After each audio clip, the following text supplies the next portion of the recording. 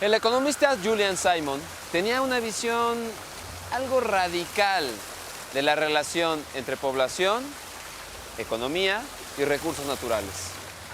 En sus trabajos, la naturaleza parece un cuerno de la abundancia, una cornucopia sin fin. Tenemos en nuestras manos la tecnología para alimentar, vestir y proveer de energía a una población creciente por los siguientes 7,000 millones de años. Cuando murió de un infarto en 1998, a los 65 años de edad, el obituario del periódico The New York Times caracterizó a Julian Simon como un economista optimista. Que es una forma bastante amable de tratarlo en vista de las cosas nada simpáticas que los ambientalistas y muchos otros economistas y científicos opinaban acerca de sus ideas y predicciones. Pero mucho más interesante que las críticas a Julian Simon, el individuo, es el análisis de las ideas de Julian Simon. Tanto él como sus ideas han sido acusados de estar demasiado en el extremo. Que es lo mismo que se dice a veces de los ambientalistas pesimistas en el otro extremo. El tema es, si la idea o concepto de una humanidad eternamente próspera gracias a sus avances tecnológicos tiene sentido o no. Para ello, habrá que preguntarse, ¿cuánto necesitas para vivir y cuánto usas? Todos los seres humanos, las plantas y animales del planeta requieren de alimento, energía y agua para crecer y vivir. En el caso del hombre, la cantidad de recursos que utiliza depende de su estilo de vida. A este impacto sobre nuestro planeta para satisfacer lo que consume y para absorber sus residuos se le conoce como huella ecológica. Por tomar un ejemplo, ¿de qué tamaño será la huella ecológica que deja la afición al fútbol?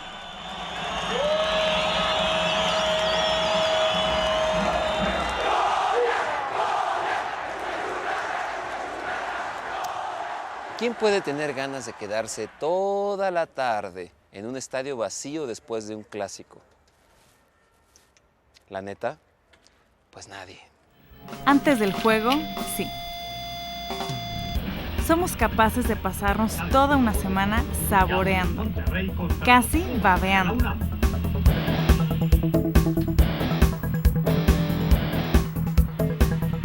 Compramos los boletos a veces hasta meses antes y anticipamos el juego con rituales que casi alcanzan la obsesión.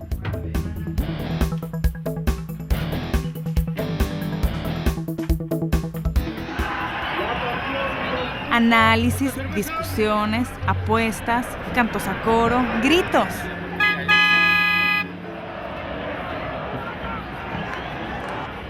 Agradecemos su apoyo, su participación y te invitamos para que asistas al siguiente juego de los Pumas aquí en el Estadio. Y luego perdemos.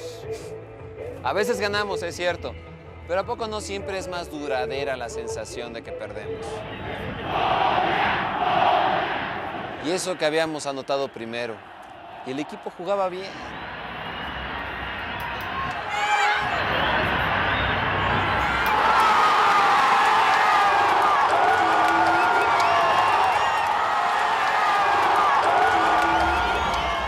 El balance era totalmente a nuestro favor, hasta que nos quedamos con uno menos.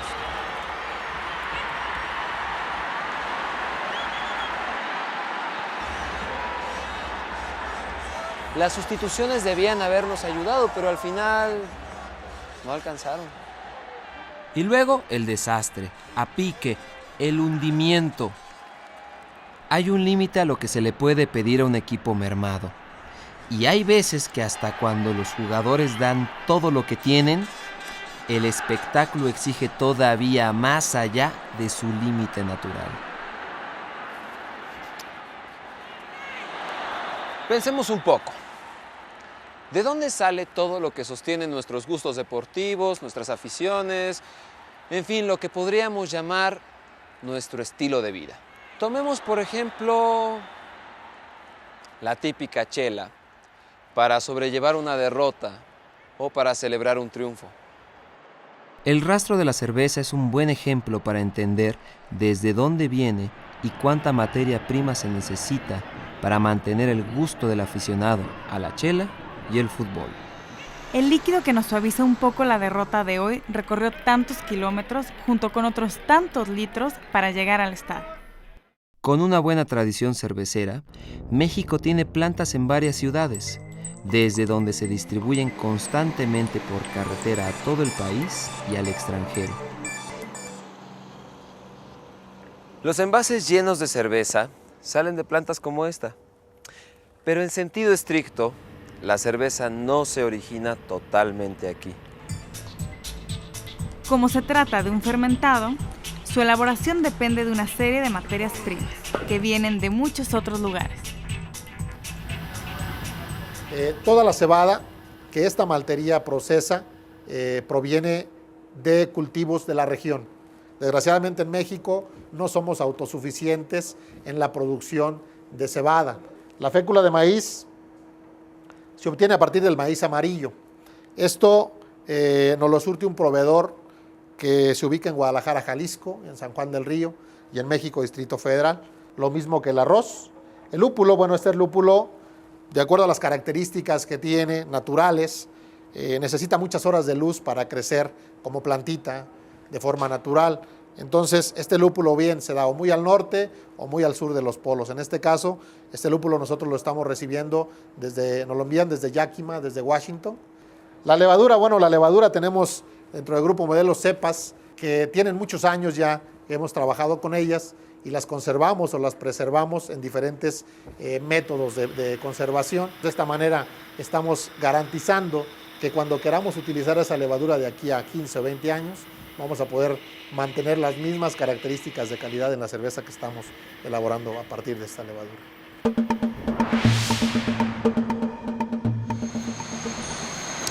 Y como cada ingrediente puede depender a su vez de su propio catálogo de insumos, es fácil ver cómo se teje una gran telaraña.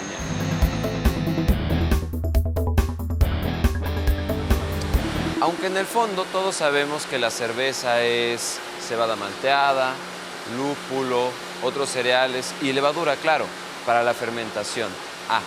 Y agua. Muchísima agua, desde luego, para que la fermentación tenga un medio apropiado donde ocurrir. Entonces, ¿no será un tanto efectista este juego de flechas y telarañas globales? Supongamos por un momento que la cerveza es, en efecto, solo granos, levadura y agua. Incluso así, resulta interesante seguirle el rastro. Volvamos a nuestra pregunta fundamental.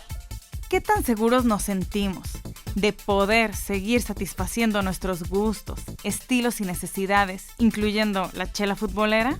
Lo primero sería garantizar tierras de cultivo para la cebada, la malta y el lúpulo, o sea, tierra fértil. Eso significa un subsuelo generoso en minerales y microorganismos, indispensables para el cultivo, tierra fértil. Dos palabras que venimos oyendo desde la primaria, como una especie de invocación mágica a la agricultura. Y que esconden, en realidad, todo un cosmos de química y biología.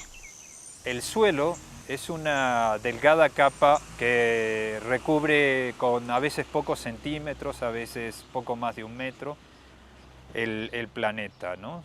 Sobre todo las tierras emergentes. Y de ello depende la producción del planeta. Es tan delgado como si fuera algo así como la piel de un ser humano y toda la actividad biológica se centra en él. ¿Qué características tiene que tener un suelo para asegurar una producción? Tiene que tener un cierto equilibrio de abundancia de elementos que son críticos para la vida. Del total de elementos que hay en la tabla periódica, solo 20 son esenciales para la vida y por lo tanto un adecuado balance entre estos elementos, carbono, nitrógeno, fósforo, hidrógeno, oxígeno, aseguran una adecuada producción en el planeta. A eso debemos agregar, en situaciones como ocurre en el país, donde una gran parte de la superficie es árida, la disponibilidad de agua. un abundante suministro de agua es necesario para una buena producción. Yo creo que cuando a la gente le cae el 20 de que las cosas se nos van a poner muy duras, es cuando la gente empieza a reaccionar y se asusta porque dice, ya me va a llegar a mí también el agua acá, ¿no? Creo que para mí, y aunque por otro lado soy una persona muy positiva, lo que más ha funcionado cuando hablamos de medio ambiente es decirle, es que esto le va a pegar a tus hijos, o sea, no es un problema de la gente de Brasil, del Amazonas, ¿no? Esto es global y no podemos permitir que esto suceda en pro de tus hijos, de tus nietos, de tus generaciones, ¿no?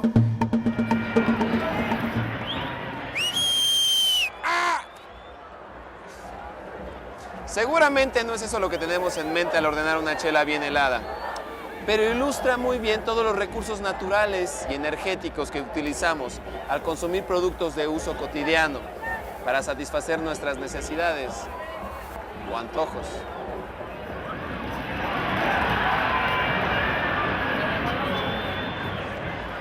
Es parte de una verdad obvia que conocen muy bien los ecólogos.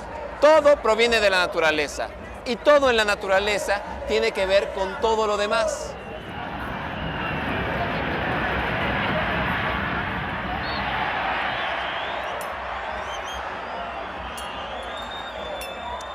Pensando ingenuamente, parecería que para satisfacer todas nuestras necesidades deberíamos comenzar por preguntarnos ¿cómo mantener los insumos que cubran las necesidades de una población mundial con un mismo estilo de vida? Por ejemplo, el número de personas que consume cerveza en día de partido podría aumentar por el crecimiento poblacional, porque cada vez somos más ciudadanos, sencillamente, o por aumentos en la capacidad adquisitiva de algunas sociedades, debido a que cada ciudadano disponga en promedio de más dinero para darse el lujito de un tarro dominguero. O bien, porque las técnicas de mercadotecnia han tenido éxito en crear la percepción de una necesidad. Un fermentado de cebada puede ser una necesidad creada, tal vez, pero nadie discute que comer es un asunto de primerísima necesidad. Por lo tanto, hay que garantizar que habrá alimento suficiente para todos. Solo que esa es una de esas cosas que es más fácil de decir que de hacer.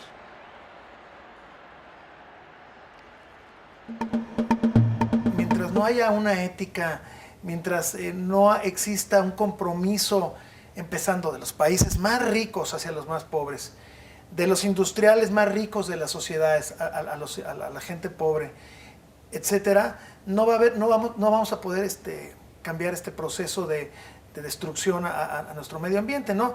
Yo creo que también el gobierno tiene que entrar junto con la sociedad a ponerse mucho más severo, más duro en las cuestiones del medio ambiente y decir, no se puede construir aquí y no se va a construir aquí, no se puede tocar esto y vamos a hacer una economía sustentable en esta parte y en la otra. El gran problema, mi amigo, de este continente es la corrupción. Sin una agricultura que tenga subsidios no podemos alimentar, cumplir con las necesidades alimentarias humanas en el planeta. Se estima que el sistema agrícola que hoy en día da de comer a 6.000 millones de personas, con el subsidio actual de fertilizantes, insecticidas y la utilización de regadíos, debe incrementarse en 50% para los próximos 30 años. No hay agua suficiente que asegure este incremento. Por otra parte, si bien se puede aumentar la utilización de fertilizantes o inclusive incrementar la participación de fertilizantes orgánicos, es decir, la utilización de desechos, la utilización de fertilizantes produce la emisión de gases que afecta la composición de la atmósfera y acentúa el cambio climático global. Debido a esto, por la insuficiencia de recursos a futuro y debido también a las consecuencias ambientales que trae la utilización de los fertilizantes en forma desmedida, debemos ser más eficientes en la utilización de estos recursos que subsidian la producción agrícola. Solo se puede ser más eficiente haciendo un mayor esfuerzo en investigación sobre las necesidades de las plantas que permita sincronizar las necesidades de las plantas con el suministro de estos subsidios químicos o subsidios de forma acuática que le damos a las plantas. Estas estrategias no necesitan solo de esfuerzos de investigación. Tienen que haber programas adecuados de extensión de las entidades estatales vinculadas a la producción, ¿sí?, de forma tal de entrenar, ¿sí?, a los grupos comunitarios en las estrategias que tengan los menores costos ambientales. La economía de los negocios exige la mayor ganancia posible, lo que supone a veces no producir lo óptimo, sino lo más rentable. Y ese puede ser el factor que determine si se siembra un cultivo u otro. Por otro lado, el crecimiento poblacional exige una mayor producción agrícola. Y eso puede inclinar la balanza a favor de una tecnología en vez de otra. A eso obedece, por ejemplo, que en la segunda mitad del siglo XX haya habido una explosión brutal en el uso de pesticidas y fertilizantes para hacer crecer la producción y abaratar ciertos alimentos.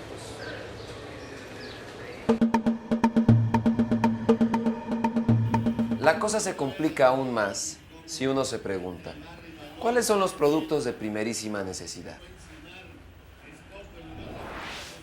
O sea, los que deben ser absolutamente garantizados.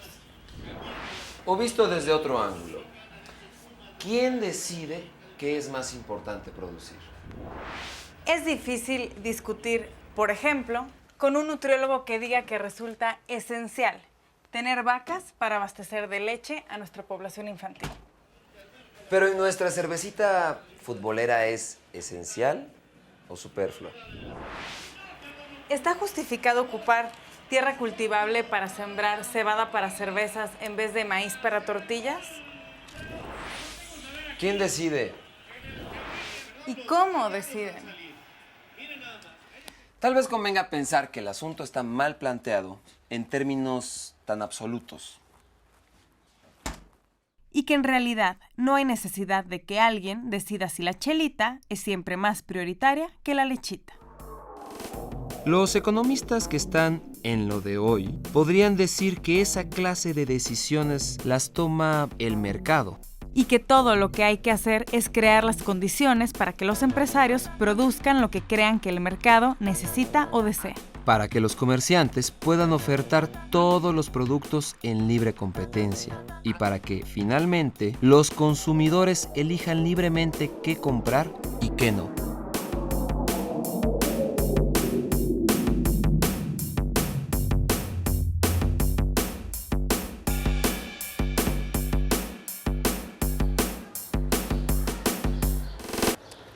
La pregunta en efecto es, ¿de dónde sale todo lo necesario para crear las condiciones de producción de todo lo que se supone necesita o desea el mercado?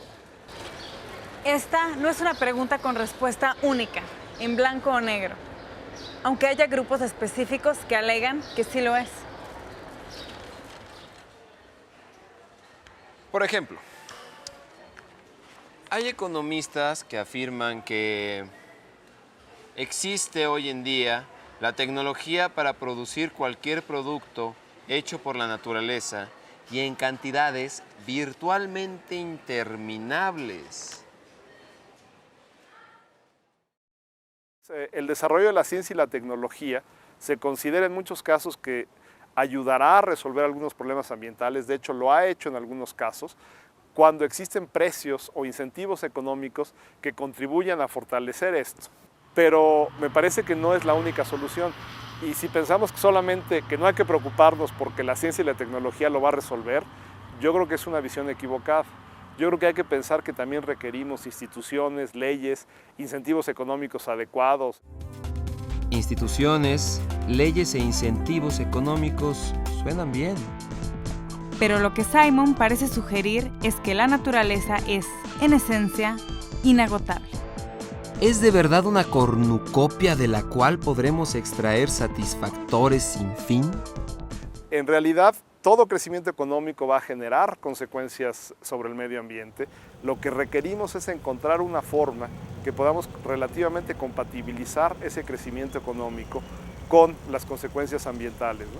Si no hacemos algo para evitar esto, en realidad estamos entrando en un desarrollo económico no sustentable. Cuando ya tienes conciencia suficiente y también del otro lado, junto, ética y ser congruentes con esa conciencia y con esa ética, entonces cuando dices, bueno, me cuesta trabajo, pero me voy a ir en bicicleta, ¿no? En vez de ir en carro, o sabes que voy a separar la basura, o voy a unirme a una organización no gubernamental para pelear por mi parque o por mi ciudad o por mi planeta.